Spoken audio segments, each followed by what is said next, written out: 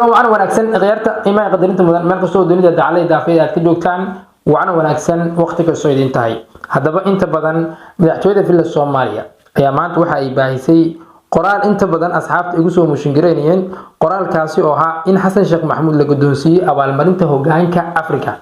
هذا ما تقانا عدة ما أنت أو المرنته أي شيئين في الصومالية أي قدونسي madaxweynaha xasan sheekh maxamuud hadaba sida ay fila Soomaaliya ay wax u soo sheegeen iyo sida ay xaqiiqda dhabta ay u jirto ayaa kala laba ah hadaba daawadaan ku weydiiyay adiga muuqaalka daawanaysid qofka maanta inta badan baraha bulshada qabsaday sawirka fila Soomaaliya ay soo bandhigtay in madaxweynaha la gudoonsiiyay hogaaminta abaalmarinta Afrika hadaba cid gudoonsiisay masaxba mis abaalmarinta la sheegayo oo ay gudoonsiisay ama madaxweynaha la gudunsiiyay imaamid saxaba inta badan ayaa barnaamijkeena ku falanqeyn doonaa sidoo kale inta badan xaqiiqda dhabta ah waxay tahay in madaxweynaha xasan sheekh maxamuud cid maanta abaalmarinta gudunsiisay in aysan ahayn cid u qaabilsaneed hogaaminta Afrika ama inta badan waxa wada ognahay fila Soomaaliya sida ay maanta ay u ceebeysan tahay iyo sida ay qoraal ku soo dhigtay in madaxweynaha la gudoonsiiyay hogaaminta abaalmarinta Afrika yaa gudoonsiiyay aqoon walaal cid gudoonsiisay mise ma taqaana qofka gudoonsiiyay xirfadda uu ku shaqeysto ama uu leeyahay hadaba aniga ayaa ka dabangeey doona marka hore janaalka YouTube-ka anaga daawanaysid fadlan marka hore muuqaalka like saar wixii fikirkaadii faalada qaybta hoose commentiga nagu dhaaf hadii aad Facebook anaga daawanaysid hadaba Facebook waa Facebook gaadi flow soo dhasay aad noqotid daawadaha koowaad oo muuqaalka aan soo dhigno u gaaro waagaag madaxweynaha xasan sheekh maxamuud qabkii Soomaaliya waa u ceebiyay Soomaali magaceedana waa u ceebiyay hadaba fila Soomaaliya ayaa maanta waxa ay soo dhigtay in madaxweynaha la gudoonsiiyay abaalmarinta Afrika hadaba adiga waxa lagu sheekay in abaalmarin maanta madaxweynaha la gudoonsiiyay hadaba cid gudoonsiisay ma taqaana aqoon ma u leeyahay xirfadiisa qofka gudoonsiiyay adiga aqoon ma u leeyahay hadaba intaas oo dhan anaga ayaa ka dhaadhicin doono in fila Soomaaliya qoraalka iska soo xarxariqday iyo sidoo kale sawirka ay meesha soo saaratay cid uu yahay waxa uu qabto waxa uu inta badan uu soo bandhigo iyo hadalka sida ay u soo qoreen iyo qofka abaalmarinta gudoonsiiyay madaxweynaha in ay laba farqi ay kala tahay waa hagaag markaas waxaan u joognaa inaan xaqiiqda inta soo bandhigno bulshada Soomaaliyeed ee la jahwareerinayay oo sida qaldan wax loogu sireenay inaan runta xaqiiqda inta aan soo bandhigno ay shaqadeena xirfadeena tahay markale ku soo dhawo janaalkeena YouTube-ka ee Man Official iyo sidoo kale Facebook anaga daawanaysid waa hagaag madaxweynaha waxaan ogeyn in uu jiray shir inta badan ay ka soo qayb galayeen hadaba madaxweynayaal ma horta shirka wuxuu ka dhacay dalka Switzerland hadaba inta badan shirkaas oo lagu hadlayay dhaqaalaha hadaba madaxweynayaashii kale oo dhan may ka soo qayb galeen waa maya xasan sheekh maxamuud kaliya ayaa ka soo qayb galay oo magaca madaxweyne wadi waxay soo dirdirsadeen dawladihii kale sida aan wada ogeyn agaasimayaal iyo sidoo kale inta badan in ay soo dirsadeen xitaa wasiir lama soo dirin waxa la soo dirsaday agaasimayaal iyo sidoo kale agaasimo ku xigeen hadaba madaxweynaha Soomaaliya meeshii laga rabay inuu asaga idu agaasimayaashiisa dirsado ama uu dirsado qof kula teetala dadka meeshaas ka soo qayb galayo hadaba madaxweynaha waxa soo dhan muusameen mise daawada ma ogtahay madaxweyne xasan sheekh maxamuud shirkaasi imise malaayiin doolar ayaa ku baxay hoteelka uu degi lahaa iyo baabuurkii uu raaci lahaa iyo sidoo kale qabanqaabada uu halkaasi ugu qayb gali lahaa shirkaas hadaba waxa nasiib darro ah maanta in fila Soomaaliya halkii indhaha u ahayd fila Soomaaliya in qoraalkeeda ama beedkaas lagu soo daabaco wax xaqiiqda ka fog oo bulshada Soomaaliyeed lagu sheegayo in madaxweynaha la gudoonsiiyay abaalmarinta Afrika hadaba aniga ayaa ku faafahin doona ee daawade fadlan muuqaalka hadaad soo ilowday like-ta waxay noo tahay dhiirigelin iyo dardargelin ee marka hore muuqaalka like saar waa ku sugiyaa marka hore hagaag ina saartay ayaa filaya daawade waad ku maasan tahay madaxweynaha Soomaaliya xasan sheekh maxamuud ayaa maanta villa Soomaaliya waxay soo dhigtay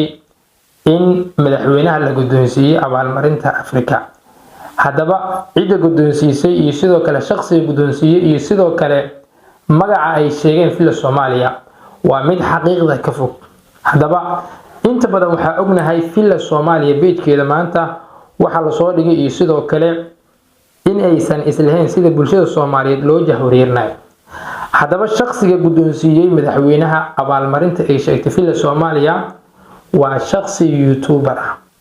waa shakhsi fanaan ah, waa shakhsi loogu talagalay in agaasimayaasha shirkaasi imaanayso in halkaasi uu u qaado hees. haddaba marka daawade waxa maanta madaxweynaha guddoonsiiyay abaalmarinta la sheegay waa fanaan, waxa wax siiyay oo inta badan maanta ugu sawirta ahayd fanaankaas uu ahaa, YouTuberkaas uu ahaa. marka hore cameramanka waxa duubay waxaan jeclaan lahaa in uu sawirka halkaan uu soo saaro fanaankaas inta badan maanta hadalhayn fara badan ka dhalatay abaalmarinta la sheegay in uu guddoonsiiyay madaxweynaha. haddaba abaalmarinta maanta laga been sheegay marka hore waatana cidda guddoonsiisay, bal marka hore ila daawo.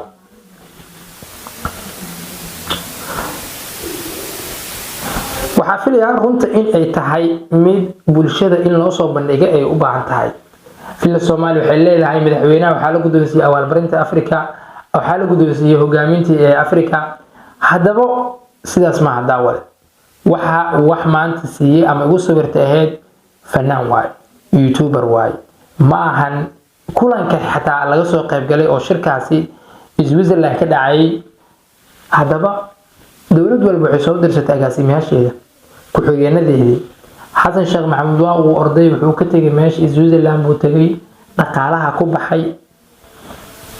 iyo sidoo kale shirka wax uu u qayb galay iyo teetalka meesha xataa waxaa yaabay agaasimayaasha taa yaabeen waay Soomaaliya ay u qayb galay madaxweynaha aaway wasiir malahan miya agaasimayaal. haddaba afka ayaa joogda gabay oo xasan sheekh maxamuud waxa uu rabo ayuu bulshada Soomaaliyeed marka uu rabo inuu ka dhaadhacsiyaa. markii uu rabo shir kastoo dhacayna asaga ayaa diyaar, wuxuu leeyahay xaadir aniga ayaa diyaar. qabka Soomaaliya, hanka Soomaaliya waxa maanta meel daran ka tuuray oo odaygaas 70 jirka ah. haddaba runta waxay tahay daawade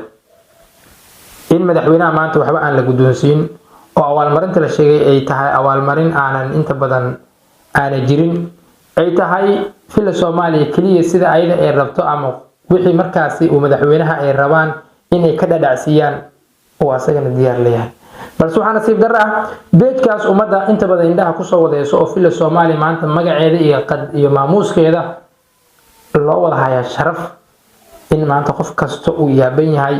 horta cidii laga dhadhacsiyo waa laga dhadhacsiyo waa si toos way u qaateen. balse markii aan runta kuu sheegay, xaqiiqda aan kuu sheegay, aan ku tusay inuu fanaan yahay, aan ku tusay inuu yahay YouTuber, bal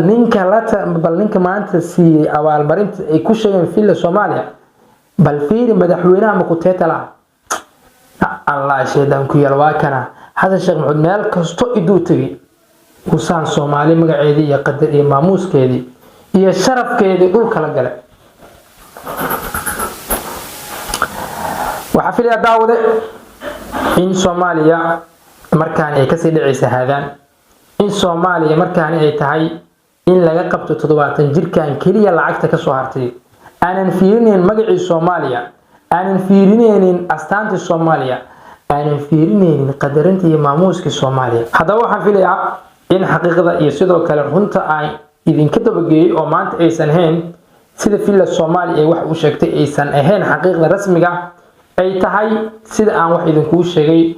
oo villa Soomaaliya ay ummadda isku dayday inay marin habaabiso. inta badan waxaa dhacday in asxaabta igu soo mishangareeyeen oo ay dhahayeen oo waliba qaarkood ay dhahayeen villa Soomaaliya markaan way ku ceebeysan tahay. anakii wax naqaanay hadiiba YouTube-kii oo ninkii isticmaali jiray ama YouTuber ahaa ama fanaan ahaa maanta uu madaxweynaha isku soo sawiray adana kaaga daranka la leeyahay waxaan siinay hogaaminta abaalmarinta Afrika. ceebay tacaal. haddaba daawo intaas ayaan kusoo gabagabeynaya.